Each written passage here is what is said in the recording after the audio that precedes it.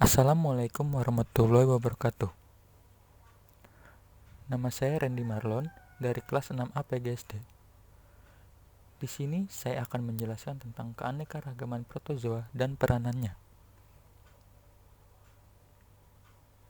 Yang pertama yaitu pengertian dari protozoa. Protozoa merupakan salah satu kelompok atau subkingdom dari anggota protista eukariotik. Protozoa berasal dari bahasa Yunani, yaitu protos yang artinya pertama dan zoon artinya hewan.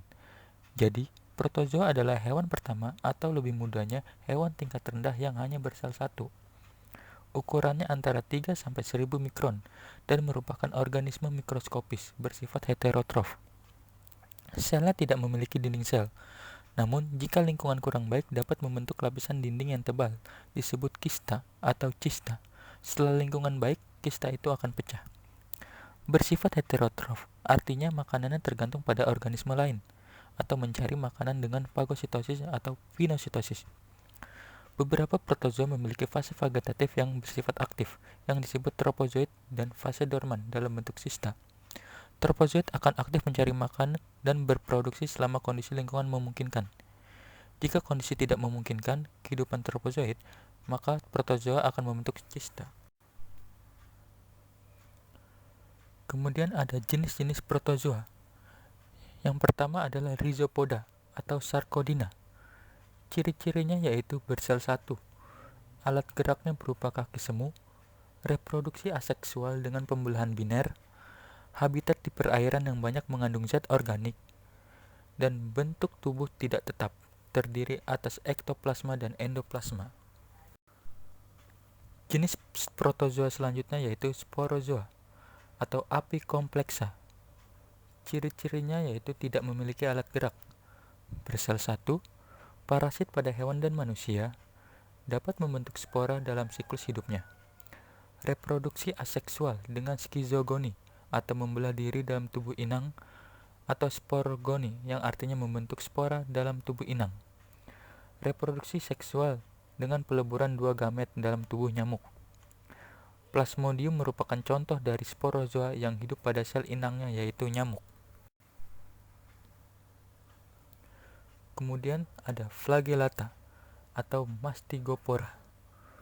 Ciri-cirinya yaitu umumnya berkloroplas, bersel satu, alat geraknya berupa flagel, kebanyakan hidupnya di air tawar, bentuk selnya tidak tetap, ukuran tubuhnya sekitar 35-60 mikrometer, reproduksi aseksual, bersifat autotrof, memakan zat organik berupa larutan.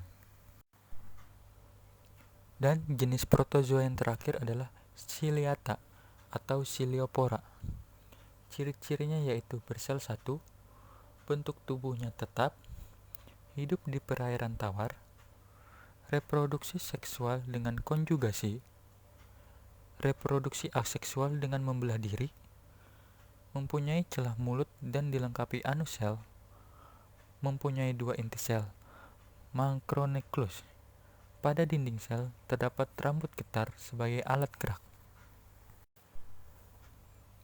Kemudian terdapat manfaat protozoa bagi manusia.